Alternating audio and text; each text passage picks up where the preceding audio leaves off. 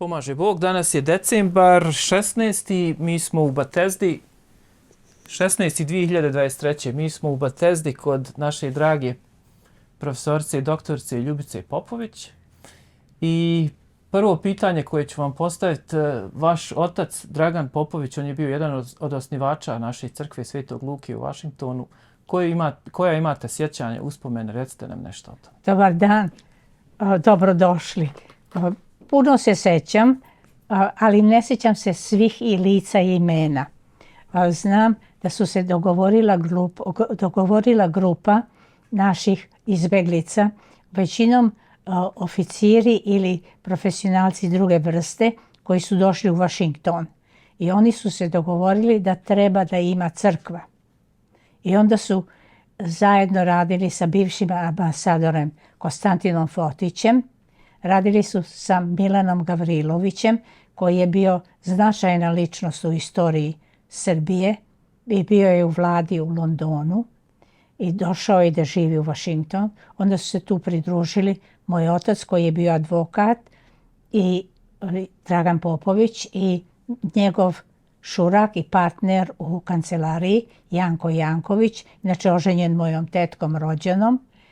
Onda su tu bili još gospodin Ilija Momčilović, onda je bio gospodin Pantelić, Voja Pantelić, koji je bio, mislim, gardijski oficir i posle je ovdje držao čuveni restoran Šeodet u Georgetownu. Onda je bio Čika Boža Stojanović, koji je bio u Kraljevskoj ambasadi neki činovnik i mnogo drugih naših ljudi su se pridružili. I onda svi smo se sastajali u kapeli u basementu katedrale, nacionalne katedrale u Washingtonu. Nismo imali sveštenika stalnog, nego su nam slali iz dioceze za službu prvo nekoliko puta, dva puta u mjesecu, posle svake nedelje, zavisi od toga koliko smo imali materijalnih sredstava. Onda se osnovalo i kolo srpskih sestara, to je bilo previše od 50 godina. Onda su one radile i prodavale stvari. Tako kad je Amerika slavila svoju godišnjicu 1976. One su imale i svoju šatru gdje su prodavale. Tako da je se majka žalila da su se prsti iskrivili praveći sarme i da su samo na sarme zaradile $10,000 tom prilikom. To je sve išlo u fond crkve. Najzad su kupili imanje, vrlo lepo parče zemlje na Georgetown Pike-u u Virginiji i jedan naš prijatelj, arhitekta Pavlović, je napravio plan za kapelu i veliki dom sa svim mogućnostima, jer su Srbi, kad god su osnivali crkve, kad god su se doselili u Ameriku, prvo su pravili dom gdje su se skupljali, a dom je onda stvorio finansijske mogućnosti da se napravi crkva. Tako i ovdje bio plan. Onda je došlo, nažalost, do podele crkve. I tu je došlo do toga da je brat na brata potezao. To nije bilo u Washingtonu. Ovi su se bili opredelili za vladiku Dionisija. A bilo je u tome pitanje ko će i kako da postavlja vladike. Patrijaršija je zahtevala da oni naimenuju i pošlu vladiku. Ovdje su zahtevali da se 3 imena daju za vladiku i da ovdje sveštenici izaberu ko će da dođe za sveštenika i za vladiku. Jer su se bojali infiltracije iz komunističkog sistema, jer je crkva bila dosta pod upravom sistema. To nije moglo da se izbegne. Najzad je došlo i, hvala Bogu, do pomirenja crkve i sad se borimo kako znamo i umemo. Da li se sjećate tog raskola? Jeste tad bili u Washingtonu ili? Ne, ja sam bila uglavnom vrlo kratko u Washingtonu, samo preko leta, kad nisam u Europi na nekom research. Ja sam živjela u Filadelfiji prvo, po dolasku u Ameriku, pa sam onda živjela u Athens, Georgia, na University of Georgia gdje sam predavala, pa onda sam bila 40 godina u Nashvilleu. A u Nashvilleu sam išla u grčku crkvu. Pa da se onda vratimo od samih početaka. U našem pripremnom razgovoru podijelili ste svoj život na 4 faze. Da počnemo sa tom prvom, Kraljevina Jugoslavije. Prva je bila u Kraljevini Jugoslaviji. Rodila sam se 7. februara 1932. godine. U nedjelju poslijepodne u 4 sati kad su rekli da sam lenja, sam rekla pa niko ne radi nedjeljom u 4 sata poslijepodne. Otac mi je bio advokat, majka je bila školovana, završila je školovanje u Francuskoj i onda se udala. Bilo nas je 3 djece. Živjeli smo zajedno sa tatinom majkom, udovranom udovicom, naravno posljedica Prvog svjetskog rata i tako. Zvali smo je Nana. Ja nosim njeno ime, Ljubica. I Nana je imala vrlo veliki utjecaj na mene, jer se mnogo bavila sa mnom. Pevala mi je, čitala mi je narodne pesme, zato sam se i zainteresovala za istoriju. Čitala mi Čika Jovine pesme, pa sam ja onda izlazila na ulicu petkom, kad prolazi svet, sa knjigom. Sa jedne strane je bila pesmica napisana, sa druge strane slika. Ja sam znala o čemu se slika radi. I onda kažem Svetu, ja znam da čitam, pa mala ti lažeš, pa evo otvorite knjigu. Onda oni prolaznici otvore knjigu, ja vidim sliku i onda kažem, oprasila krmača šetor od prasica. Ju zna da čita. Tako je počelo moje čitanje. Onda sam nastavila francuski, tako da sam ja prvo čitala latinicu i francuski, pa onda sam naučila srpski, jer se verovalo da deca ne treba da uče da čitaju pre nego što pođu u školu. Tako da sam ja napamet čitala i čitala francuski. I Nana je moja odlazila u crkvu, izgubila je 2 ćerke posle Prvog svjetskog rata od tuberkuloze, ostao je tata, bila je vrlo tužna, uvek u crnini i ona kad god zvona u crkvi, ona zna po zvonima da li je muško umrlo ili žensko. Mene je to uvek čudilo. Ona mene vodila u crkvu svakog petka. Ona je voljela da ide na večernje. Onda je ona tamo sa drugim gospođama, sve u crnini, stajale su u onim stolicama gdje može da se stoji i sedi, a ja sam pored nje uvek stajala. Zato i sad kad odem u crkvu ja stojim, ali zbog mojih godina ne mogu da stojim cijelo vreme, ali ne mogu ni da sedim. Nisam naučila. Tako da je to počelo sa mojim duhovnim vaspitanjem. Tako da kad god pođem u krevet, prekrstim se, Bože pomozi, hvala ti na ovom danu i onda se nastavlja život dalje. Znači, vaš put u vjeru je od kuće. Najranijih dana. Najranijih dana. Jeste li prošli nekad one buntovničke godine gdje ste malo... Nikad. Ja sam bila vrlo srećno i zadovoljno dete i nikad nisam imala nikakve krize. Koliko se sjećam, voljela sam da učim, voljela sam da idem u školu, problema nije bilo. I znate kako, kad se borite protiv nečega, onda nemate lične krize i ne borite se protiv vaših. Nama je bilo, kad je došao komunizam, imali smo čemu da se opiremo. I onda nije bilo problema drugih. Eto, to je tako išlo u životu. Da se vratimo malo prije rata, kakve uspomene imate, čega se sjećate? Pa sjećam se otprilike od kad sam bila 3,5 godine. Odvela me devojka naša krišom da vidimo čuvenu jednu sahranu. Umro je jedan advokat i svi su otišli na sahranu. I rekli su da ona ostane kod kuće sa mnom. I ona mene odvede k prekim putem i mi smo zvirili pored Vladičinog konoka prema crkvi Šabačkoj u ulici Masarikovoj i vidjela sam onda mrtvačka kola i mnogo sveta i to je prva stvar koju se ja stvarno sećam u detalje. Poslije se sećam života, radosti. Moj deda imao nasledio veliko imanje, on je bio pukovnik, deta po majci. Onda smo odlazili u selo vrlo često, tako da mnogo volim selo i životinje. Tako da je bio jedan srećan život. Bezbrižan. Srećan život i zadovoljan život do rata. Onda otac i teča su otišli kao rezervni oficiri u vojsku, tako da smo mi ostali sami. Deda je otišao isto, ali on se vratio 1941. kad se rasula vojska Jugoslavije zbog raznih izdajstva. I tata je ostao u zarobljeništvu zajedno sa tečom, zajedno sa mojim deda stricom koji je bio general, Rade Popović.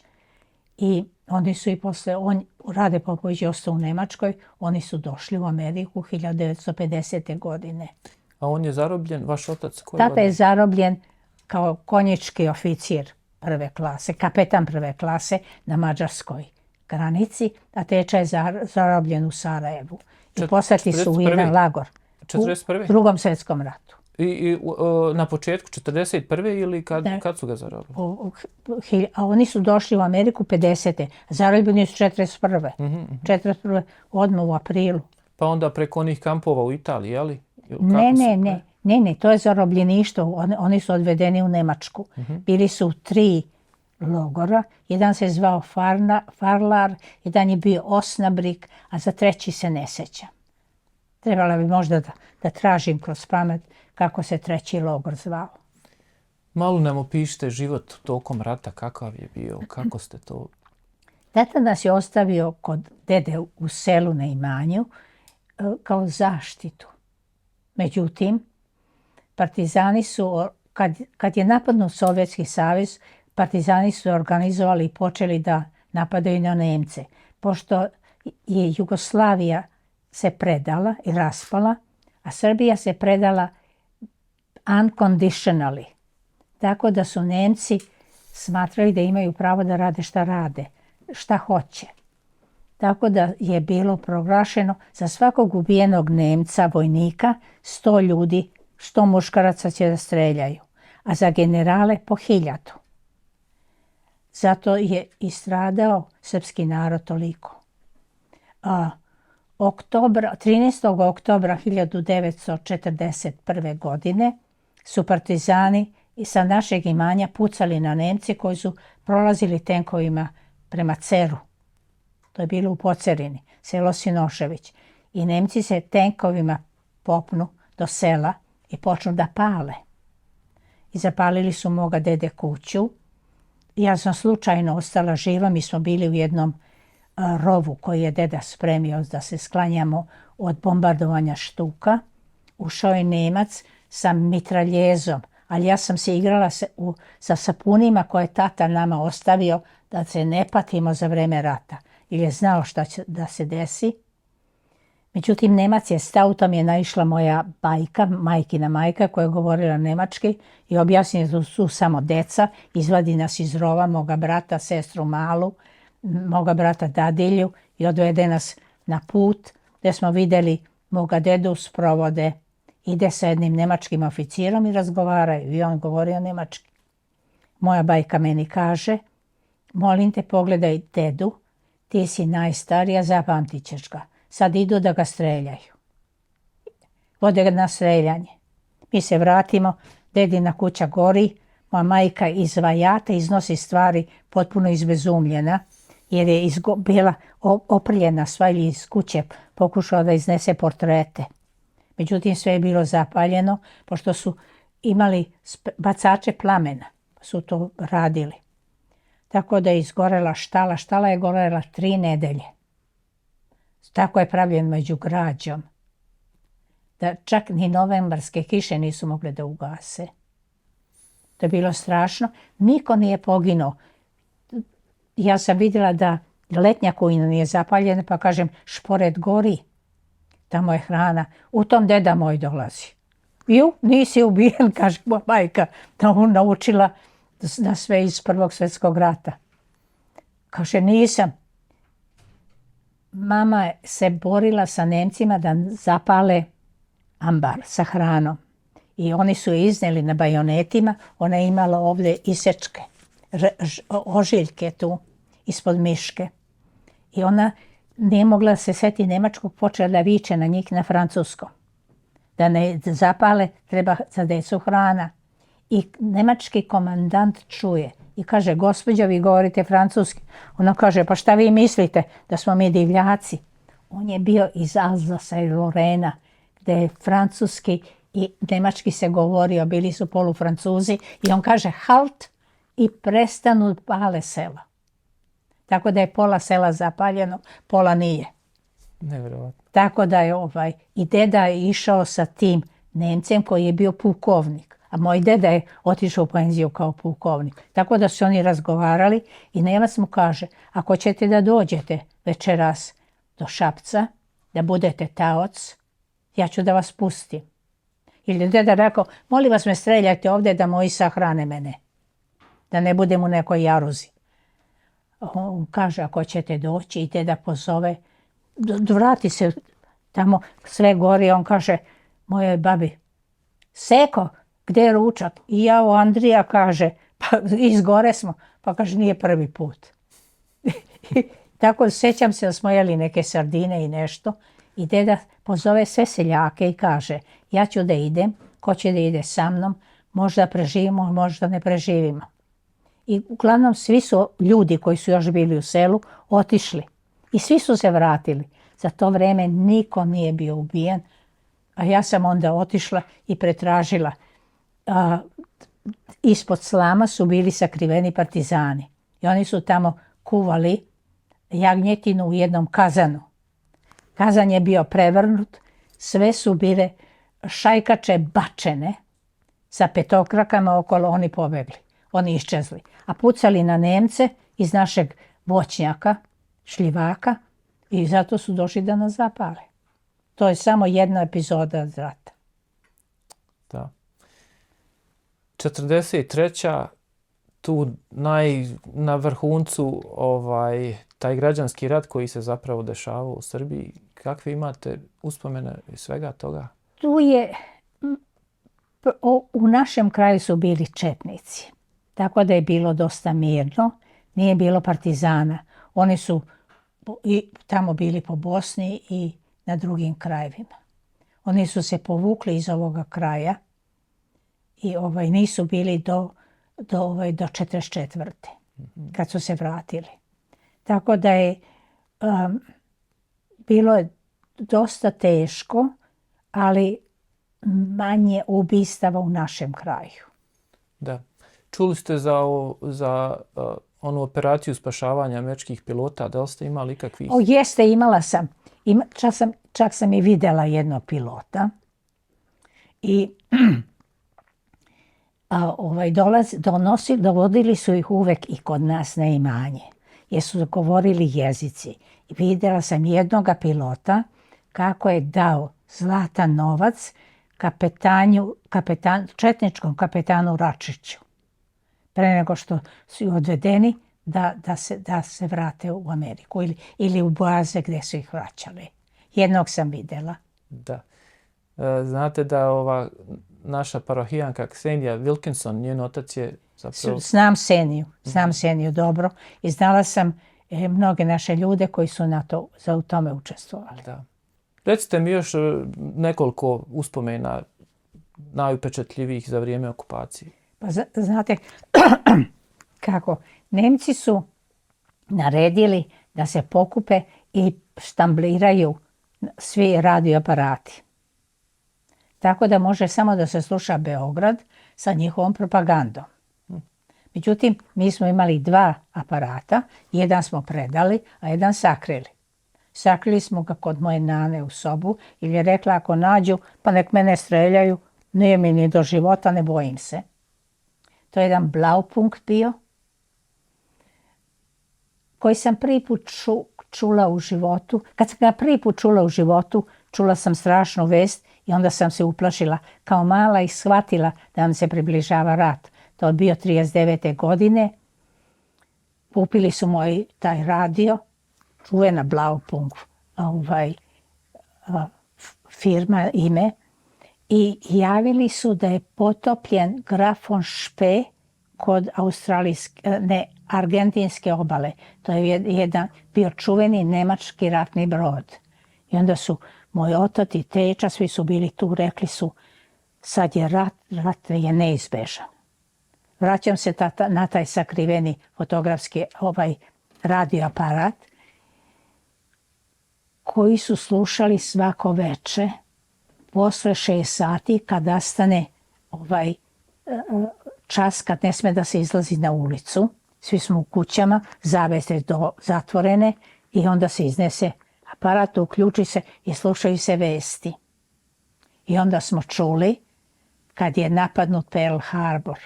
I moj deda rekao, ne, ovaj narod treba da se smiri, ne treba da ginu. Sad su velike sile na našoj strani, pobedit će Nemačku, šta mi treba da ginemo za drugoga? Toga se sećam. To bio i onda drugo, sve su kuće bile sa zatvorenom kapijom i avlijama, dvorištima.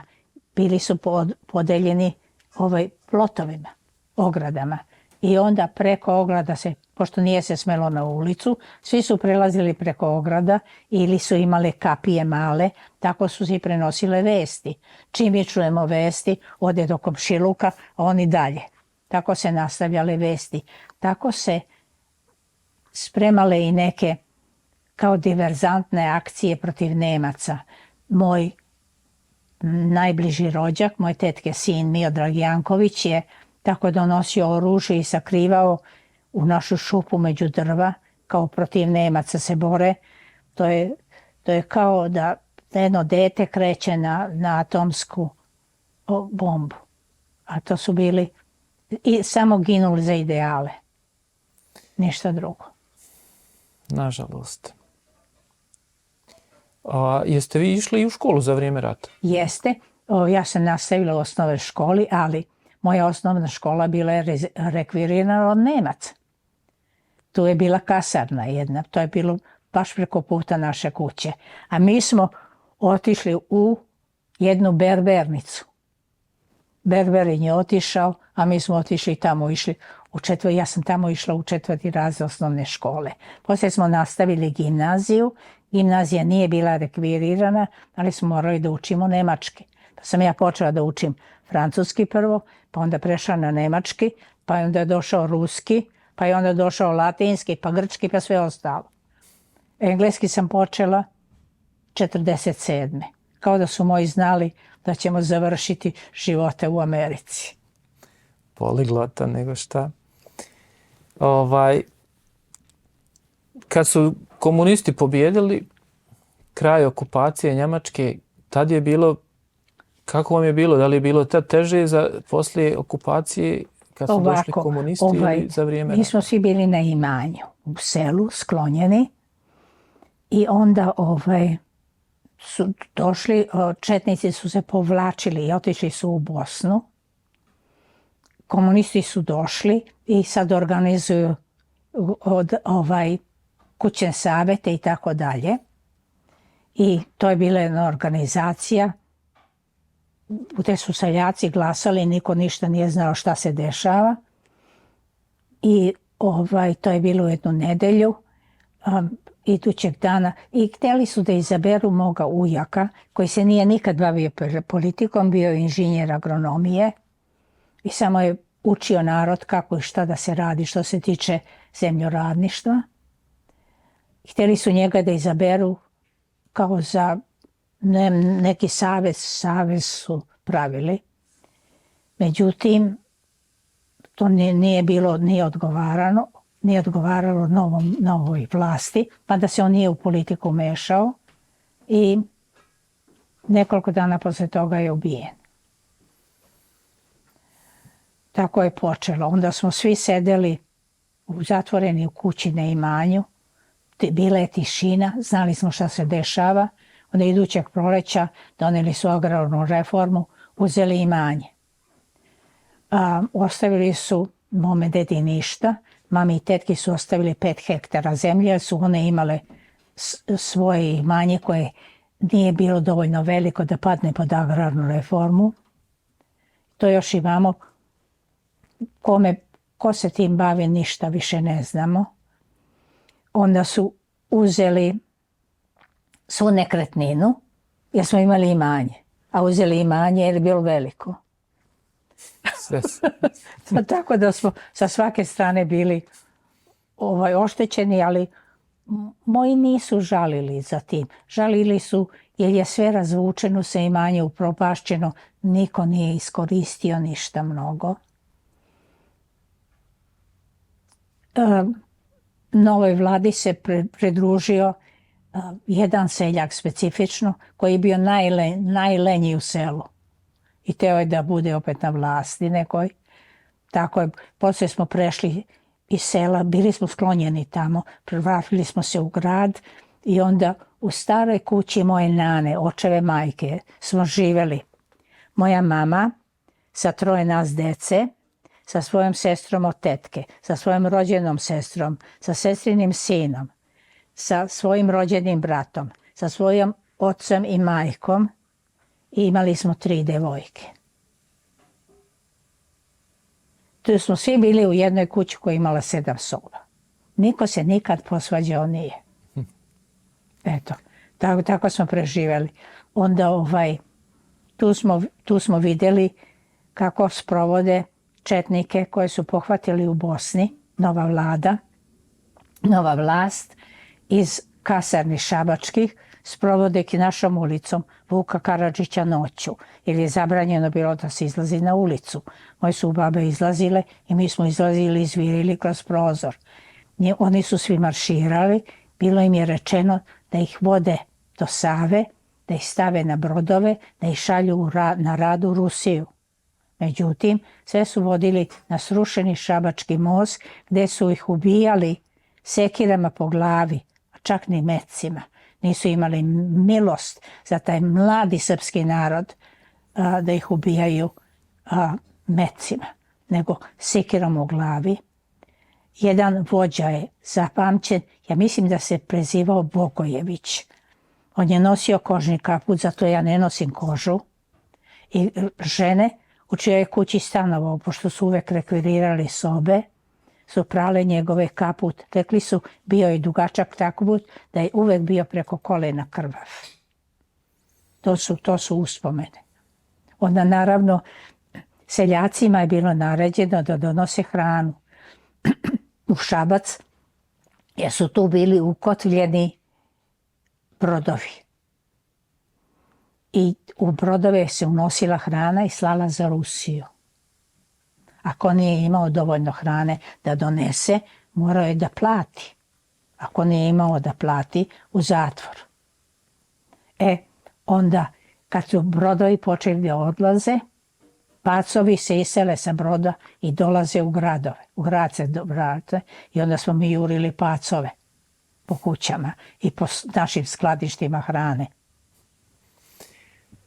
Nikad muka dosta.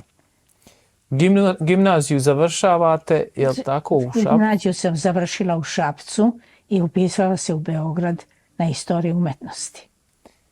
I kako ima ona anegdota da su vas vaše kolege ispitivale, nisu išli u crkvu i bojali su se, recite mi tu priču. Prvo, treba da se vratimo na to. Uvek smo i za vreme okupacije imali časove veronauke u školama. Onda, pod komunistima smo imali u početku. Onda su rešili ovako, da svaki roditelj mora da potpiše, da traži da dete ide na veronauku. Onda, većina roditelja nije smela jer su bili zaposleni kod komunista.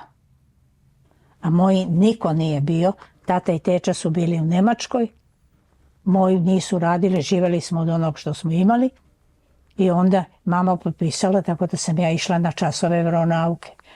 I kad sam došla do studiranja u istoriji umetnosti, moje kolege, mnoge nisu znale evanđelje, ni stari, ni novi zavet, tako da su uvek pitali, a šta je to? Onda sam ja rekla, pa to je bogojavljenje, pa šta ti je to? Pa to je to i to. onda su bile objašnjenja.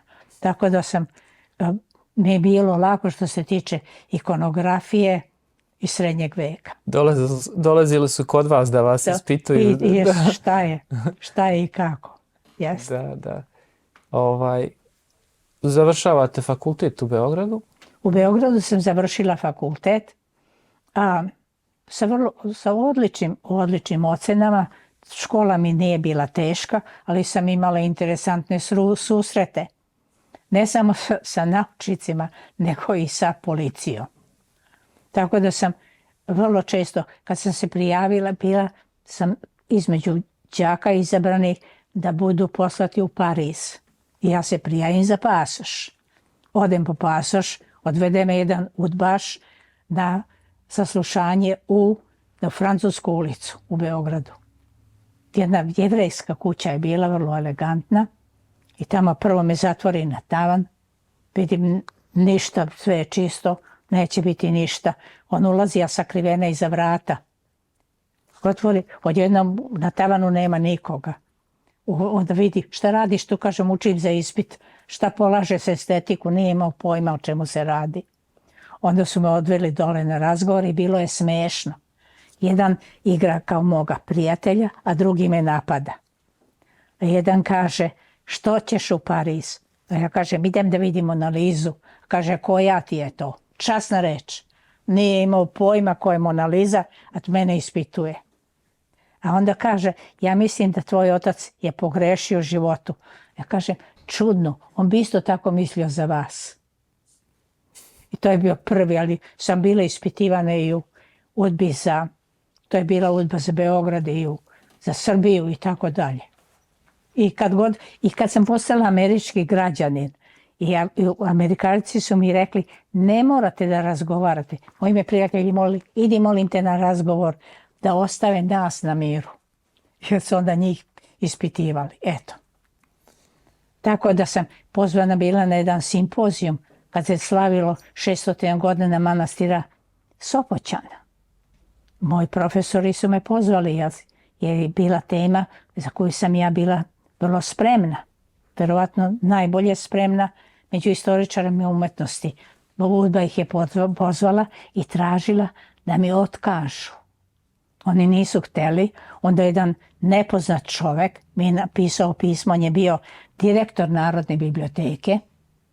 Rekao da sam ja nedostojna da učestvujem. Tako da nisam učestvovala. Koje godine je to bilo? To je bilo 63. Ja sam već bila u Americi. Vi u Ameriku dolazite 57. sam došla. Kako ste, kojim povodom, recite malo? Moj tata je došao 50. sa tečom, ovdje se bavili politikom. Onda je moja majka bila u zatvoru godinu dana. A ja sam viđala, Amerikanci su bili njihovi đaci. I mama je isto primala u kuću, dođu da vide porodicu. I ponudi im se hrana, kao što je poznato kod nas. Gostoprimstvo. I onda mamu su htjeli da sude kao Đilasa protiv države i naroda. Pa sam ja onda tražila advokata i najzad sam ja našla jednog čiji je brat bio državni tužilac za Srbiju. A on advokat. Jedan tuži, jedan brani. I prodala sam jedan plac koji nam nisu uzeli. I onda je on došao i pustili su mamu iz zatvora. Posle godinu dana, mislim. I kad je došla u Ameriku i htjela da postane građani, kaže, vi ste bili na robiji. Pa jesam na komunističkoj robiji, ne zato što sam krala, nego zbog politike. Eto, tako je bilo. I onda Amerikanci meni kažu, ne mora da idete. Srbi kažu, molim vas, odidite. I onda me pitaju, šta misli Amerika o Srbiji? Kažem, otkud ja znam. Onda vidite Amerikance, da li pitaju o cenama ovdje? Otkud ja znam, ne idem s njima na pijacu, oni imaju svi devojke, devojke to njima kažu. I takve glupe stvari, glupe sitnice. Međutim, mene je pozvao University of Pennsylvania Museum kao stručnjaka. Tako da sam ja došla u Ameriku ne zbog oca, jer sam već bila punoletna, tako da nije imao pravo na mene. Moja sestra je došla, moj brat je tek mnogo kasnije došao. I onda su mene zvao me University of Pennsylvania Museum. Tako da sam bila završila istoriju umetnosti, specijalizovala u srednji vek, došla i radila u muzeju na američkim indijancima, na afričkoj umetnosti i na umetnosti Pacifičkih ostrva. Tako da se moje znanje proširilo daleko, ali moj sponsor je bio University of Pennsylvania. Tako da sam posle otišla na doktorat u Bryn Mawr, koji je bio jedan čuveni koledž kod Filadelfije. Morat ću malo da vas pitam za umjetnost Indijanaca. Da vam kažem, savršena. Svako pleme je imao svoj stil. Naprimjer, nakit koji su pravili Zuni Indijanci je vrlo delikatan. A naprimjer, ovi Apači ili neka druga plemena, vrlo je grub. Nije grub, nego monumentalan. Uzimali su staro srebro, pa su kovali, mnogo je lepo. Fine su stvari indijanske. Njihova umjetnost se kroz nakit ispoljavala? Molim? Da li se njihova umjetnost samo kroz nakit ispoljavala ili ima još? Ja sam radila na nakitu, radila sam na keramici. Zuni su divne stvari radili. Tako izvesne stvari sam zapamtila. Tekstil je isto tako bio vrlo lep. Ja sam uglavnom radila na nakitu. Slučajno. Da.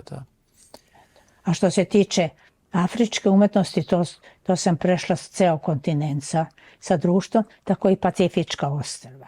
Nikad neću zaboraviti Fiji clubs ili maske ili lobanje iz New Guinea, sa Nove Gvineje, sa Sipik River, reke koja se zove Sipik River. To je bila nemačka kolonija, Kaiserin Augusta River. To su savršeni, oni su glave predaka sušili i onda su ih slikali i ostavljali u svoje kuće. Tako da su oni bili sa njima duhovno. Tako to je bio jedan potpuno drugi svet. I kad sam doktorirala, onda sam otišla na University of Georgia, jer ja sam čitala Gone with the Wind. Pa ajde da vidim kako je tamo izgleda. U stvari, najlepše su me prihvatili, najljubazniji bili prema meni. Ja nisam znala ništa kako da ocenjujem, gdje ću da idem. A bilo je onda poslova puno. Tako da sam u stvari imala 7 ponuda. Pa sam otišla u Georgiju. I tu ste ostali bila koliko? Samo 3 godine. 3 godine, 3 dobro. godine. I onda su me pozvali na Vanderbilt. Tu onda ste. sam otišla i ostala tamo 40. Eto. I šta ste predavali? Koje sve predmete? Prvo sam uvek predavala uvod u istoriju umetnosti od praistorije do kraja srednjeg vijeka. Onda sam predavala hrišćansku ikonografiju, predavala vizantijsku umetnost, predavala za umetnost srednjevekovnu, umetnost zapada, predavala sam severnu renesansu, predavala sam islamsku umetnost, predavala sam na seminarima razne stvari, mnogo stvari. I kad sam poredila šta ja predajem sa jednom koleginicom mojom koja je završila sa mnom u Beogradu, koja je predavala u Beogradu, ona se čudila. I koliko predajemo časova nedeljno, koliko studenata imamo i šta sve sam ja morala da predajem. Pa koliko ste nabrojali? 10 predmeta, ja mislim, da. I to nije sve bilo. Bili su tu i seminari i proseminari, uvek nešto drugo. Srednjevekovni rukopisi samo, pa specijalne teme. Znate, to je bilo mnogo toga. Koja je vaša najveća ljubav s te profesionalne strane? Volela sam i da predajem. Volela sam rad sa studentima i volela sam research. To sam radila. Još uvek čitam, još uvek Kovojagi nešto pokušavam da pišem, ali mislim da je kraj. Ja mislim da je tek u starim danima mojim sazrelo znanje. Uvek sam volila da samo čitam i da učim. Spomenuli ste mi prije da su naučnici mislili da su svi pantokratori napravljeni proroci. Bavila sam se mnogim stvarima, personifikacijama u vizantijskoj umetnosti. To mi je bila disertacija, ogromna jedna 500-600 strana napisano, nije nikad publikovano, samo je publikovano kao disertacija. Nikad je nisam stvorila u knjigu, ogromno. Svaki moj projekat je ogroman, tako da nije samo za jednu osobu, nego za nekoliko osoba, pa ne mogu sve da završim. U životu što sam počela, radila sam mnogo vizantijsku gliptiku, to je sečenje u poludragom kamenju. To je kameje. To sam radila, imam neke publikacije tu. Pa onda sam se zainteresovala za temu proroka u vizantijskom slikarstvu. Jer su naučnici uvek govorili to je sve isto. Ja kažem, sve izgleda isto, ali ništa nije isto. I počnem da radim. To mi je oduzelo ili zauzelo moj život. Evo sad mi je 92. Koja? Da. 92. Više ne znam. Pa ja sam to počela da radim kad mi je jedno bilo 36, 5-6 godina.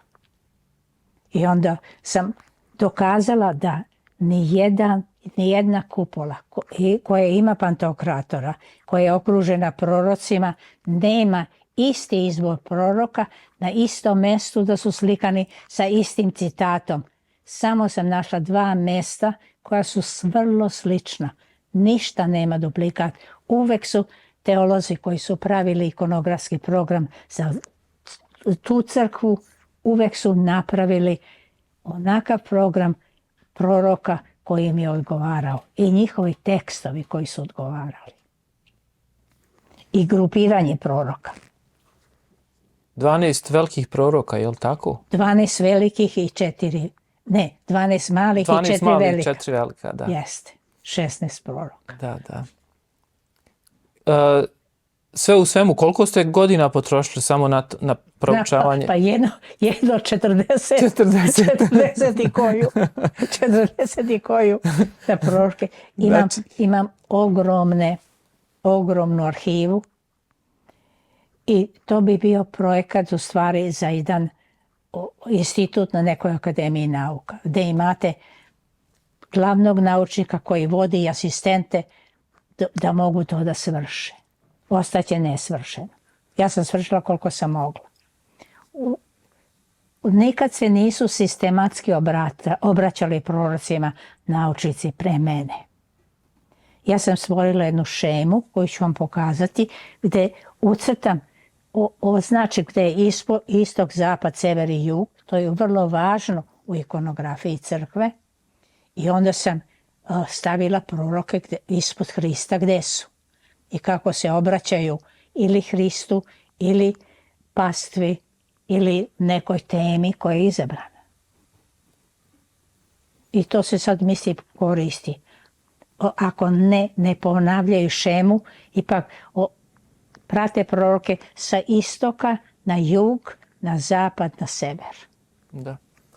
Nezahvalno je sad da vam tražim tih 40 godina da stavimo u 5 minuta.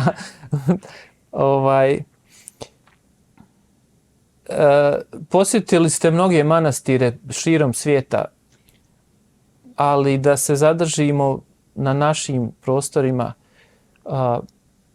Ja vam kažem, nezaboravni su manastiri u istočnoj pustinji Egipta, nezaboravni su crkve u Etiopiji, u Lalibeli. One su klesane monolitske crkve u kamenu. Cijela crkva od jednog kamena isklesana. To je nezaboravno. Bila sam kroz najveću većinu vizantijskih spomenika i po Turskoj, i u Rusiji, i po Rumuniji, i u Bugarskoj. Sve sam vidjela. Jer ja nisam nikad predavala ono što nisam vidjela. Uglavnom sam sve vidjela što sam predavala, jer jedino tako možete da budete ubojljivi. I vi ste bili vrlo dobar pedagog, to govorim iz jednog kratkog iskustva gdje ste držali jedno predavanje kod nas u crkvi, a ljudi su malo bili nemirni i vi ste ih nekako vrlo lako doveli u red. A znate što ja sam mojim studentima rekla? Da oni koji plaćaju tuition mogu da rade, da ne dolaze na časove. Oni koji ne dolaze na časove, a ne plaćaju tuition, plaćaju roditelji ili neko drugi, ili škola, moraju da dođu na časove, ili je to njihova dužnost. Rekla sam isto tako da kogod priča na času, da ću da ga povučem za uši i da ću da gađam kredom. A oni neka idu da me tuže dekanu, a ja ću tužiti roditeljima. Pa vidimo šta će biti. Svi su me slušali lepo i voleli me. I voleli, ja sam se šalila sa njima. I bila sam vrlo fair. Tražila sam da znaju za njihovo lično zadovoljstvo. Kažem, to će ostati sa vama ceo život. Uživajte. I tako sam ih prevarila da uče. Za mene i voleli su me. Grdili me, kaže, ima strašan osjećaj za humor. Jer ja, kažem, pričaš. Ajde ponovi što sam ja rekla. Mis Popović. Pa onda tako. Eto. Velika ljubav su vam psi, konji, životinje uopšte. Da. Uopšte. Od malih nogu sam uvek volela pse. I u Americi mi je jedan moj graduate student poklonio jedno kuće. To je bio Whippet. Ja nikad nisam znala, to je mali, srednje veličine Greyhound. I takve kučiće sam imala 40 godina, imam ogromnu kolekciju pasa te vrste. Imala sam 4 psa te vrste. Na imanju smo uvijek imali konje za jahanje i ja sam naučila kao mala da jašim i konji su mi ostali velika ljubav. Pa kad sam bila u Tennesseeu, bilo je mogućnosti da jašim, da imam konja. Pa sam kupila jedno konja koga su htjeli da pošlju na klanicu, zato što je bio u štali prodat da se rentira. I on muškarce nije voleo, ujedao je muškarce, su ga tukli ili nešto se desilo. A kad daju ženi koja ne zna da jaši, on ode u šumu, zbaci je pa se vrati u štalu. I gazda koji ga je kupio je htio da ga prodaje. Onda kažem, ajde dajte meni. I onda mi proda Travelera. Bio je američki saddlebred, vrlo visok, 16 hands tu. Ali ja sam ga vrlo brzo naučila. Promenula uzdu, promenula sedlo, hranila ga jabukama. Niti me je ujedao, on je znao da ja znam da jašim, pa mi nije zbacio. I taj me konj uštedio mnogo para. Evo zašto? Sve moje kolege su išle petkom posle podne kod psihijatra. Meni nije imao psihijatar nisam imala potrebe za psihijatrom. Ja sam svaki dan kad svršim sve u školi, išla da jašim. Kroz veliki park, nekih 100 hektara koje je porodica dala Nešvilu. I onda sve brige odu. U prirodi se gledate ptice, sove nas prate, konj lepo sluša i nije bilo problema. A onda šetam kuće posle toga i problema nema. Kolege idu pa plaćaju psihijatra. Meni to nije trebalo. Posle škole se odmorim pa se onda vratim kući i onda ili ocenjujem ili pišem. Obično sam pisala samo noću. I to do 2-3 sata pa onda tako. Recite mi neka vaša iskustva životna gdje ste osjetili prst Božji da vas je možda spasio od nečega, možda uputio?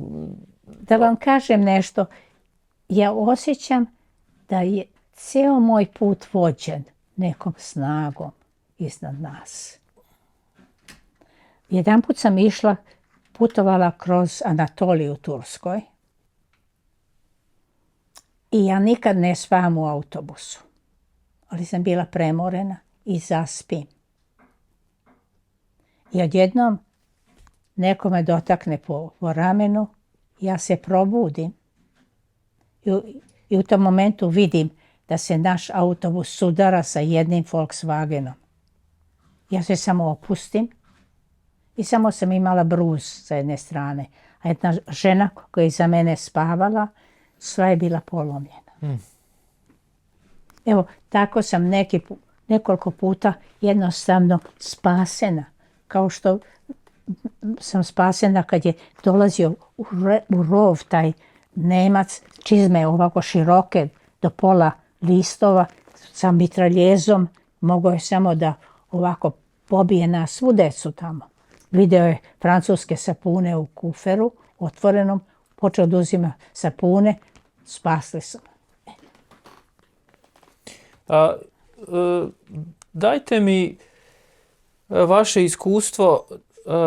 Naša crkva uči da imamo put porodice, imamo put monaštva i imamo put nekih ljudi koji su blagoslovom Božijim ostali tu negdje između. Recite mi kako vi... Evo vidite, ja se toliko bavila crkvenom umetnošću zato što je to povezano sa srednji vek i pitovala sam ne samo kroz naše manastire, nego i sve srednjevekovne crkve, da jednostavno ja sam suviše opširna, mislim, i suviše idem u detalje u životu, tako da, a znam koje su mi dužnosti, tako da ja u životu nikad nisam se osjećala sposobna da imam i porodicu i rad koji sam radila. A osjećala sam se da dolaziš u Ameriku i kad nam je sve bilo oduzeto u životu, da ja moram da radim. A nisam mogla da radim i da se održim kao strankinja i žena na američkim univerzitetima u to doba.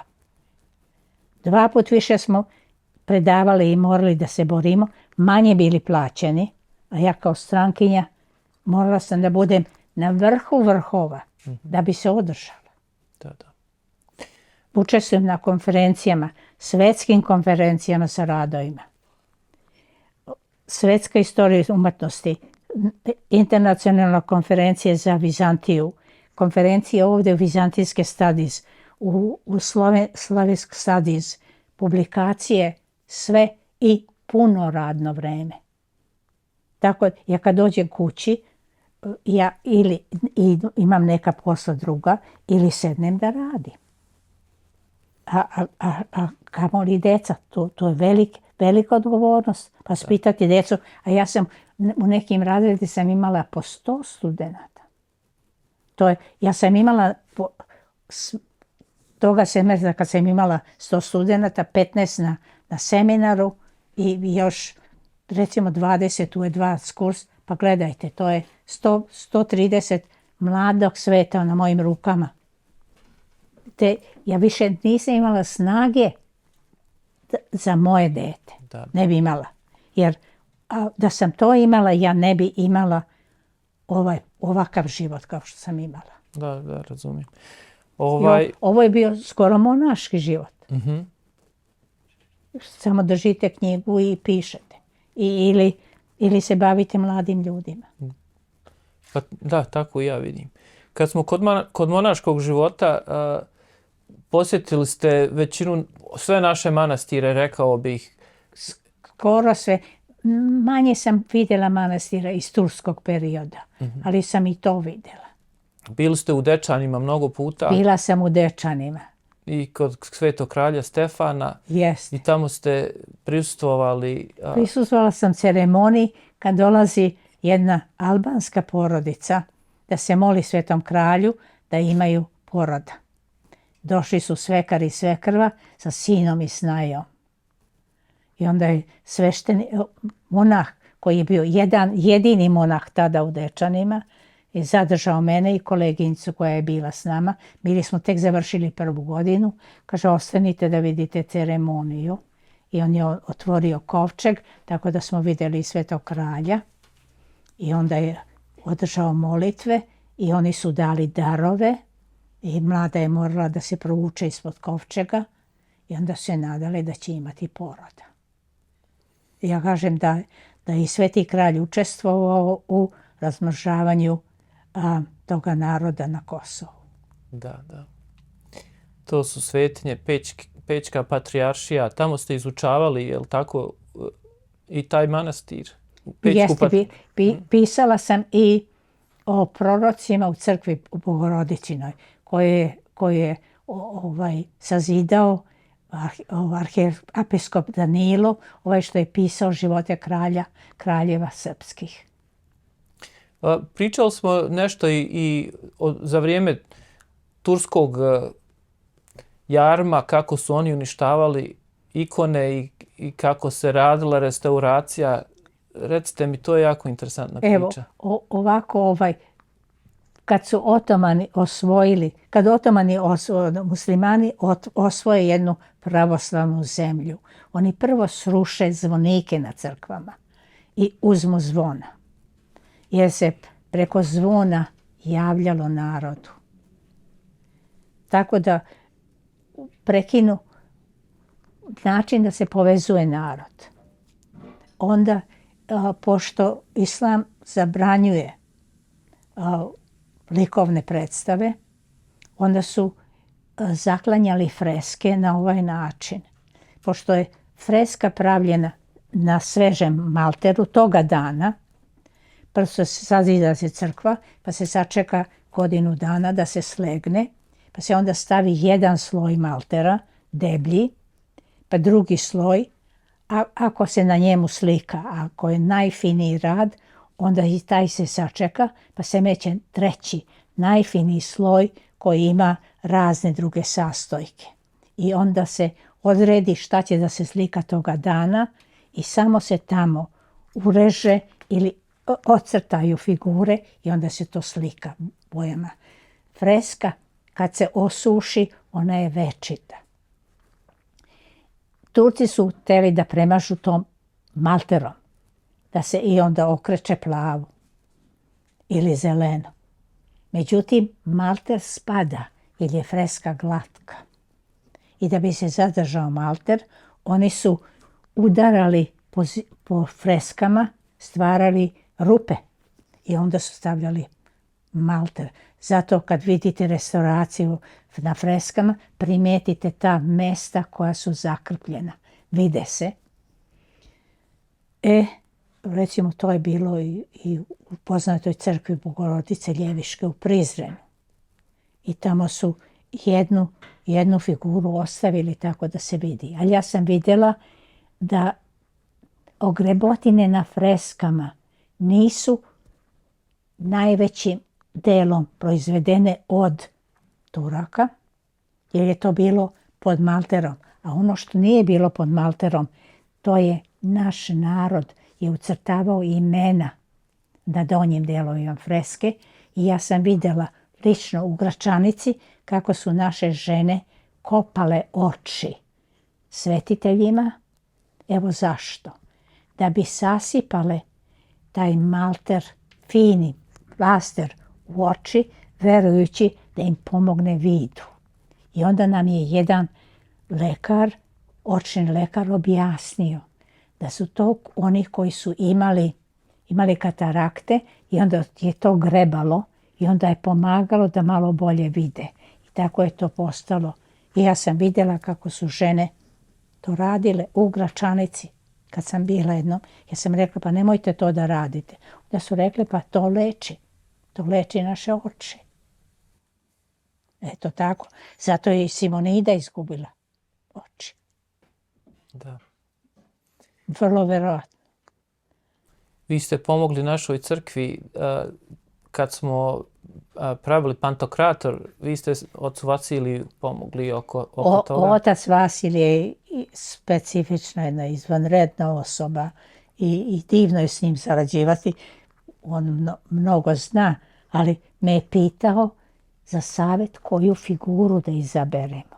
I onda sam ja sugerirala da izaberemo Pantokratora iz Bogorodice Ljeviške. To je Vizantijska crkva iz 11. veka koja je srušena za vreme Milutinovog, kralja Milutina napredovanju na južne provincije Vizantije. I onda je posle sazidao tu crkvu posvećenu Bogorodici. Ima na apsidi u cigli izveden natpis gde se spominje arhijepiskop Sava II, koji je bio njegov rođak. I onda crkva urađena, obnovljena je, ima monografiju. Ja sam rekla ocu Vasiliju da je tu Pantokrator vrlo lep i da taj Pantokrator bude kopiran za našu crkvu ovde. Eto, sada, hvala vam. Nema na čemu. Kosovo, eto sad, velika boljka. Kako vidite li kako rješenje za taj problem? To je naša istorija koja se prepravlja. Ja sam se mnogo bavila i političkim karikaturama za vreme ovog posljednjeg rata pri raspadu Jugoslavije. I vidjela i pisala o tome kako su predstavljeni Srbi. Nema ni jednog sukoba da nisu 2-3 strane umešane. Mislim da ne može da se reši, ali ja bi ovako uradila. Ja bi sve srpske istorijske pomenike prenela u Srbiju. Jer ako ne možemo da zadržimo Kosovo, svi će ti spomenici otići zato što niko o njima neće se starati, niko neće da voli. I sad se Kosovo i spomenici izvinite, spomenju, dođite da vidite Kosovo i to se prodaje kao nečije tuđe. Ja bi te sve spomenike prenela. Kao što je sazidan spomenik, tako mogu da se freske dignu sa zida, da se cela crkva razide i prenese, sve bi prenela. A kažete, bili ste aktivni za vrijeme ovog zadnjeg rata? Mnogo. Držala predavanja svuda. Jer recimo na jednoj karikaturi su pokazani zapadni vođe zapadnog sveta kako hodaju pored raznih pasa. Jedan pas je ima besnilo i na tome piše Serbs. Vi znate šta se radi sa besnim psima koji pate od besnila? Oni se ubijaju. Takve ja imam skupljene hiljade i hiljade političkih karikatura o tome. Pisala sam o nekima. Pisala sam o jednoj baš o Kosovu i karikaturama. Što je meni interesantno je da znači rat taj u Bosni je završen 95. Na Kosovu, eto, 99.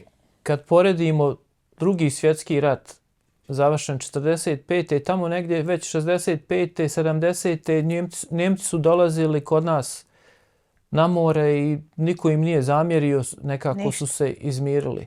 A danas su tenzije takve kao da može opet da izbije neki novi rat. Kako vidite to? Kako objašnjavate tu poziciju? Znate šta? Ovo je možda i ne treba da kažem, a ja smatram da velike nacije ne treba da smatraju da moraju da se staraju o sudbinama malih nacija. Male nacije možda mogu i same da se snađu i da se dogovore. I jedna nacija nema pravo da pokuša da dominira svetom i da se pravi mi smo prvi, mi smo najbolji. Smatram da je to velika greška Amerike. I sami sebe hvale, suviše imaju poverenja u sami sebe. To ne valja. To ne valja. Po vama šta je nama raditi? Kako da se mi s tim izborimo? Kako... Da prvo naučimo da budemo tolerantni jedno prema drugom. Da saslušamo jedno drugo pa da se dogovorimo. Jer mudrost, nijedna osoba nije dovoljno mudra, ali mnogo nas smo zajedno vrlo mudri. I možemo da se dogovorimo. Ali svako hoće da bude prvi. Da. A to je skoro nemoguće. I to je, mislim, naša najveća greška. Mi smo narod talentovan, sposoban, zdravi donekle, lepi donekle, gostoljubivi, ali nismo tolerantni, dovoljno tolerantni, razumni jedno prema drugom.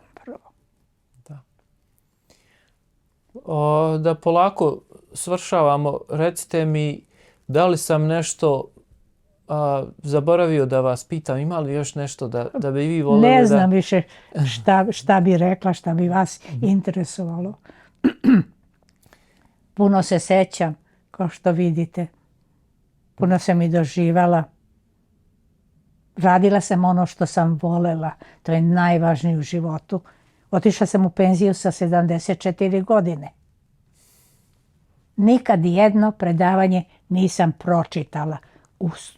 Kad sam predavala studentima i kad sam bila na svetskim kongresima. Održim predavanje. Ako je 2 minuta, 2 minuta. Kažem, za 2 minuta mogu da kažem to i to.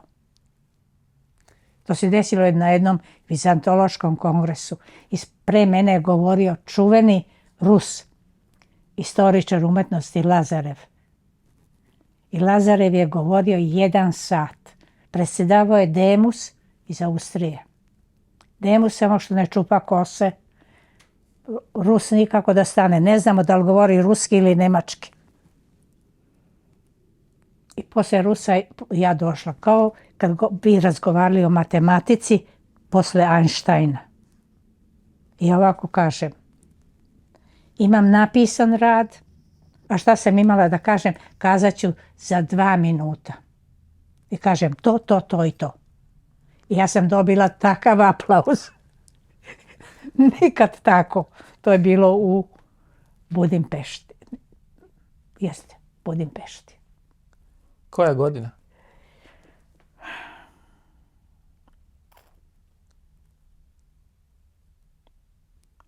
Treba da vidim rad tamo. Imam 64. možda. 64. Otprilike. Da, otprilike. Pa dobro. Nisam u Srbiji, nije mi bilo dozvoljeno da govorim. Nije mi bilo dozvoljeno da prisustvujem konferencijama. Ali... I pored toga što su me pozivali profesori. I onda kad je slavljena Ravanica, godišnjica Ravanice, ja sam bila na kongresu, ali sam sedjela pozadi, nisam smjela ni ruku da dignem da pitam. Ništa. Poslije toga je popustilo, pa su me zvali, pa sam pisala i u ovoj zborniku radova Akademije nauka i u raznim drugim publikacijama. I posljednji put sam bila 96. kad sam govorila prilikom godišnjice Arelja. I iz toga imam i publikaciju. Tako da je to posle malo popustilo. Jeste imali priliku da poslije 96. Više nisam ni išla. Nisam išla. Recite mi, učili ste, predavali ste u Americi. Šta ste učinili za srpsku dijasporu? To je interesantno pitanje. Hvala što pitate. Postoji velika organizacija Slavic Studies. I tu se skupljale grupe svi Slovena. I Slovenci su organizovali jedan časopis. Slovenački časopis. I profesor koji je to organizovao, Rade Lenčik, kaže nama Srbima, zašto vi ne organizujete? I pre dosta godina ovaj profesor Dragnić, Alek Dragnić, ja, 2 profesora iz Chicaga, University of Chicago, se sastanemo na jednoj konferenciji u Floridi i organizujemo uz pomoć drugih kolega, Rajke Bogorup i tako, srpske studije. Na engleskom Srbi i srpski narod na engleskom prema celom svetu. Da vide nešto, ne vredi, u Srbiji se publikovalo na srpskom, ali i mali rezume na nekom stranom jeziku, ko to čita. I ovo je bilo posvećeno i već izlazi dosta godina. I ja sam bila i predsjednik North American Society for Serbian Studies i editor časopisa i kontributor za časopis i finansijski kontributor i organizovali smo. Časopis je bio vrlo čitak, vrlo zgodan. Malo smo sve da se interesovali. Imali smo samo možda oko 400 pretplatnika, a bilo je jeftino u Americi. Neke smo imali u inostranstvu, neke smo mi sponsorovali. Univerziteti su primali časopis, po svetu smo slali časopis i do skora sam ja bila i vrlo angažovana. Dala sam ostavku, Novi svet se sad o tome stara, promenio je vrlo mnogo svoj karakter. Mogu da vam pokažem neke od publikacija. Svakako. Znači, koje godine još jednom je pokrenuto? Prva godina, sad ću vam pokazati tačno koja je prva godina kad je izašao časopis. I onda Ali eto, i dan danas živi. I izlazi i dan danas, jeste. Ali je potpuno druge vrste. Mi smo pokušavali da dotaknemo sve moguće teme. Sad se i više, ova nova redakcija se više posvetila samo literaturi. Uglavnom i povezano. To je u redu, ali ima i drugih problema. Znate. Da. Mi smo pokušavali da bude i da publikujemo neke sources and documents. Tako da sam ja u posljednjem broju u kojoj sam ja bila koeditor sa Iljenom Filipović Robinson, mi smo htjeli da uključimo onu Titovu naredbu od maja 6. 1943. mislim i 1944. gdje naređuje srpskim komunistima da Srbe koji su u opoziciji ne štede, da ih ubijaju. Da.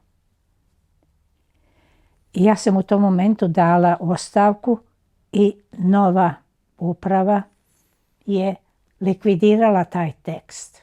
Nisu htjeli da publikuju. To je dokument koji postoji. Tako da su to ljudi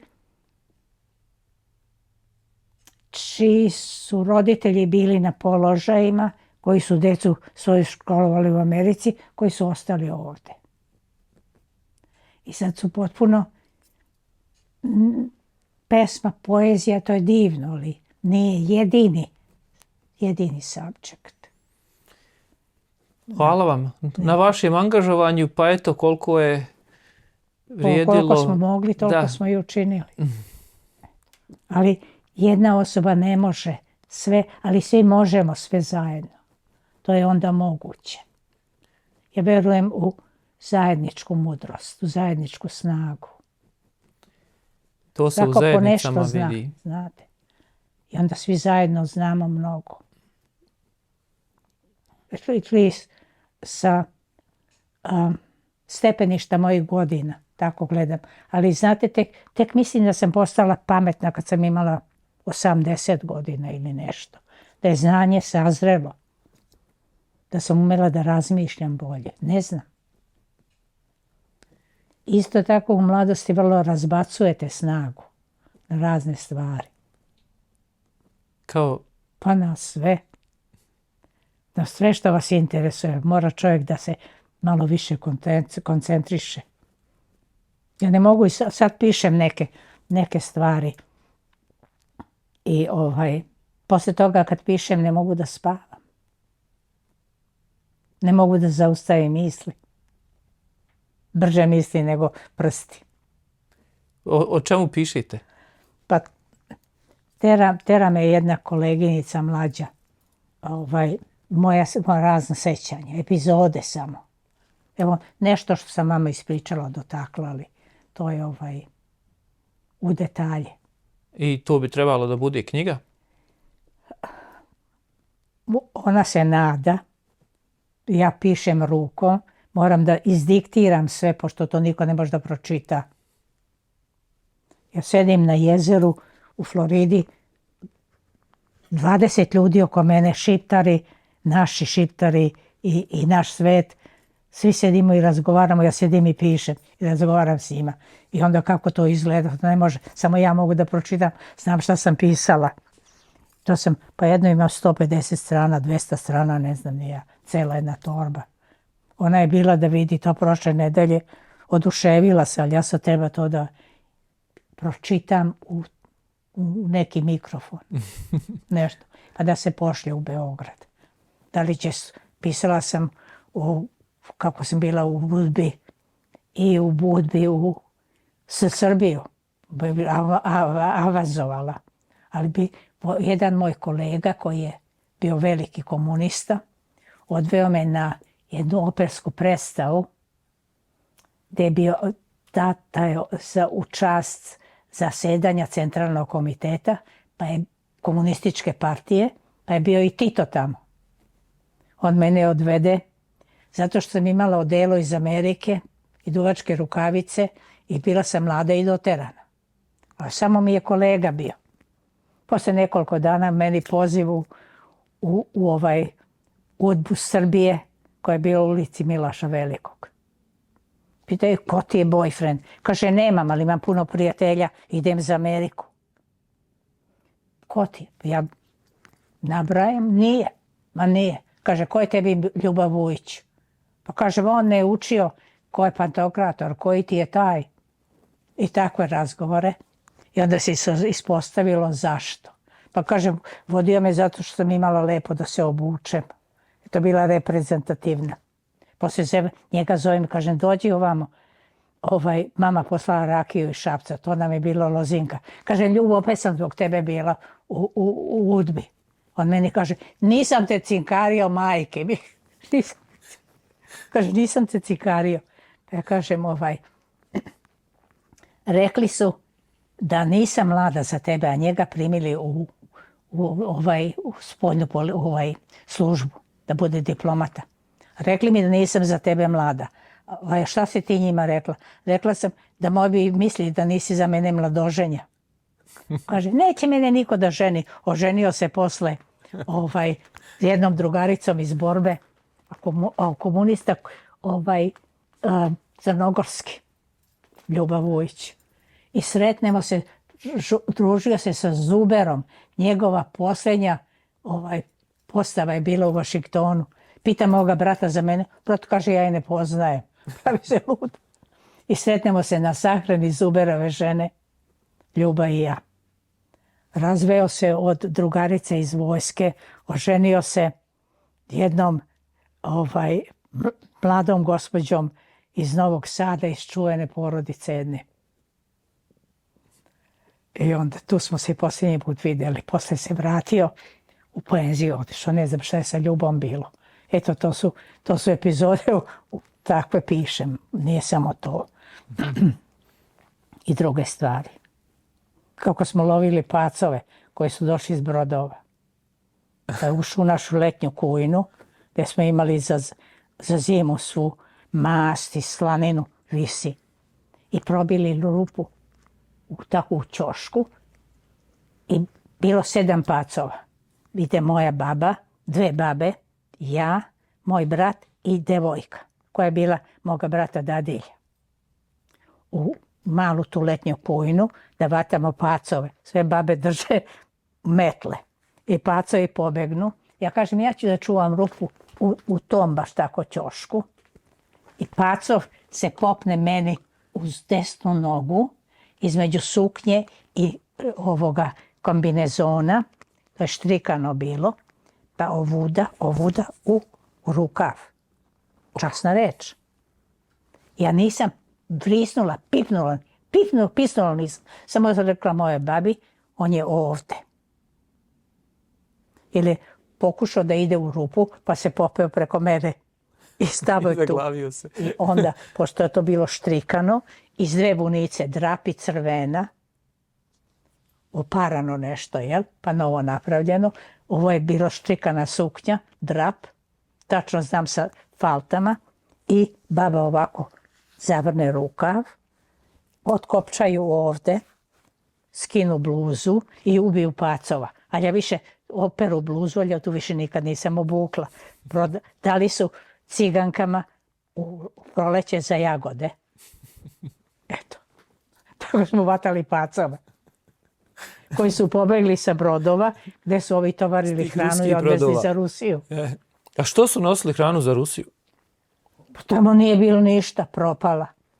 Bila propala posle rata. Nosili tamo hranu.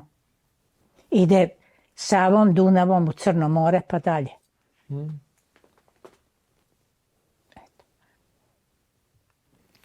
I to ne znate, i to se sećam. Sećam se puno. Ne, pa onda ćemo sačekati te vaše rukopise da se prekucaju. I to je veliki posao, pa ne stigne. Jer dok se probudim ujutro, znate, to mi je teško, pošto noću se budim, ja noću sam potpuno svesna svega. Onda mogu i da pišem. Uvek sam radila do 2 do 3 sata ujutro. I kako onda možda imate porodicu? Ne može. Ne može. Ja sam poštena osoba. Kažem, to mogu, to ne mogu. I dan danas tako radite noću, pa ujutru ne možete da se probudite? Kad pišem, onda ne mogu da zaustavim mozak. Samo ovako radi i onda se budim noću. Ali zato držim žuti jedan onaj pad i onda pišem. A onda poslije tek ne mogu da zaspim. Onda zaspim 4 sata, onda u 9 sati dođe Dragana da vidi jesam živa. Jesam, kaže, živa sam. I onda ustanem dok se osvestim, to je podne. Nisam nikad mogla ništa, samo da držim časove. Kad sam prelazila iz škole u školu, nikad se nisam razgovarala o novcu. Kažće, kupili smo je za $500 ili za $5.000, pa može kako hoće.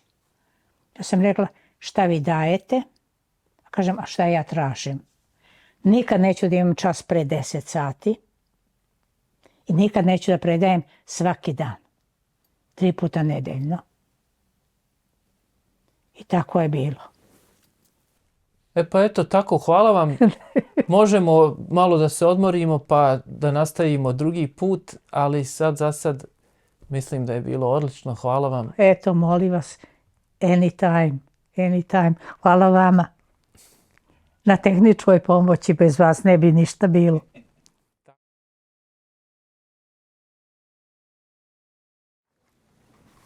Ovo je prvi broj Srpskih studija koji je vrlo skroman. Evo, i to je datum, ću da vidim sad. Nikola Moravčević je godinama bio editor. 1980. je prvi izašao, znači 70. godina, krajem 70. godina smo osnovali Srpske studije, to je prvi broj. Evo, ovo su kasniji brojevi. Evo. Baš ozbiljne. Evo, izmenjeno. Cijele knjige. Evo jedan od mojih članaka.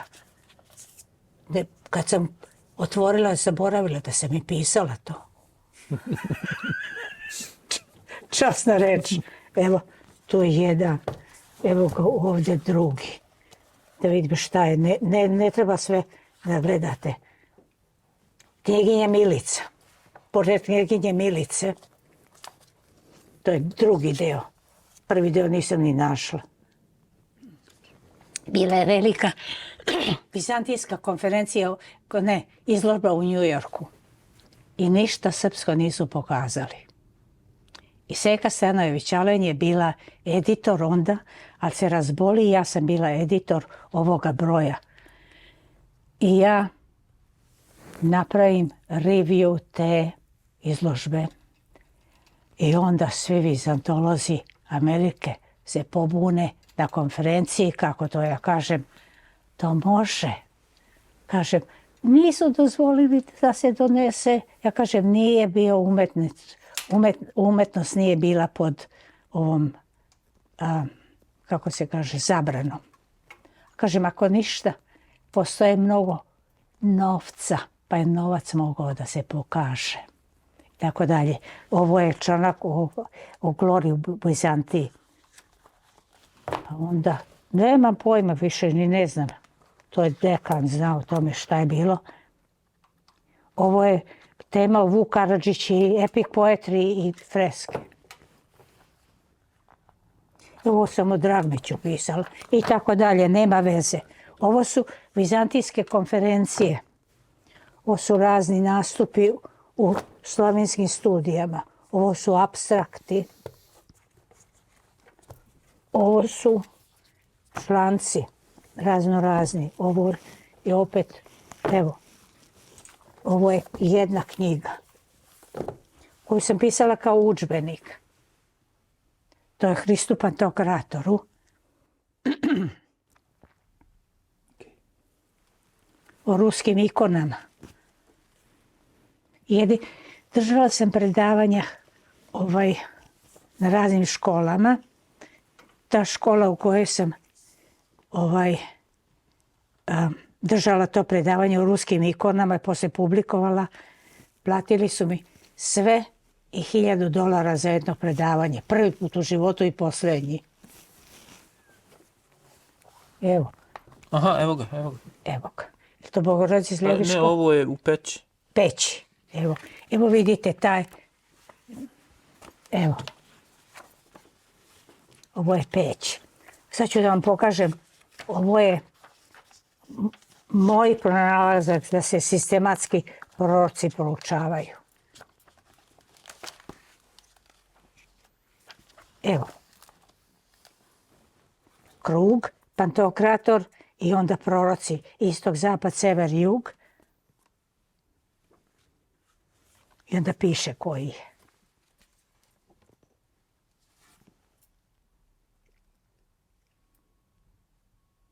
To je stvarno moja originalna kontribucija. Ima nekoliko, ali... Evo Bogorodica Ljeviška. Evo.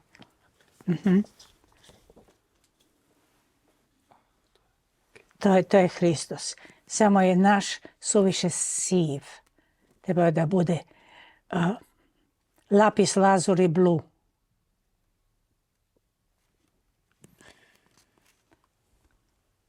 To su politički kartuns. Da, ovo su ovi. Evo.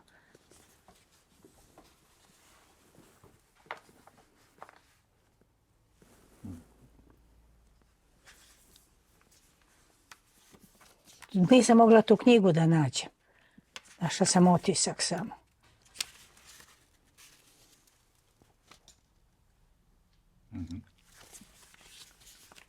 Zove se The Taven.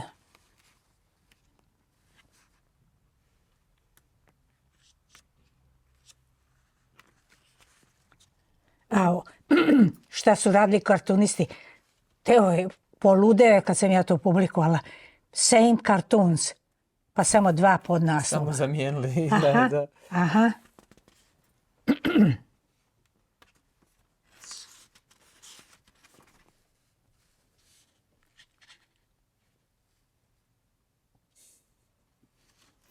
Ovaj mi se sviđa, ovaj baš kako treba.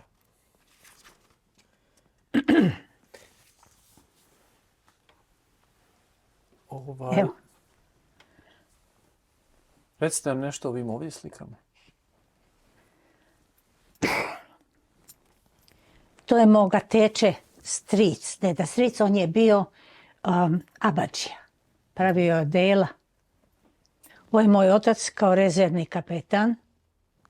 Ovo je moj čukundeda koji je bio čukundeda. Dedin deda. On je bio državni poslanik. Ovo je moja baba Ljubica. Sa mnom i mojim bratom.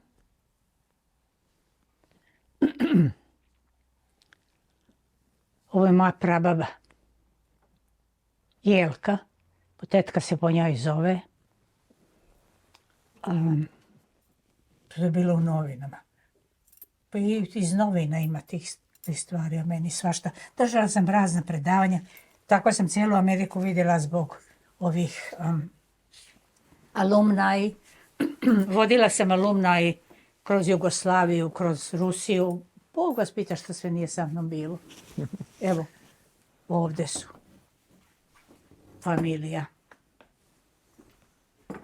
Moj deda i bajka i ujak i majka i tetka. Ovo je ubijen. Ovo bajka i deka, venčana slika. Ovo je slika sa decom. Bajka koja je bila u zavodu u Beogradu pre 900. ili 1900. godine kod Sladojevićke. Došla je u Ameriku da nas poseti. 60 i neki kaže, zaboravila sam engleski, učila pre 70 godina.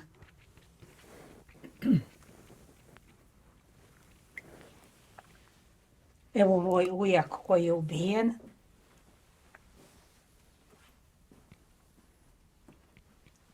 I majka moja. Evo mene, molim vas. Jedan kolega mi nacrtao. Kaže, penjem se kroz seminar. Ovo je tetka koja je umrla. Ovo je nanina slika. To je nana koja me je vodila u crkvu. Slika je probably oko 1889.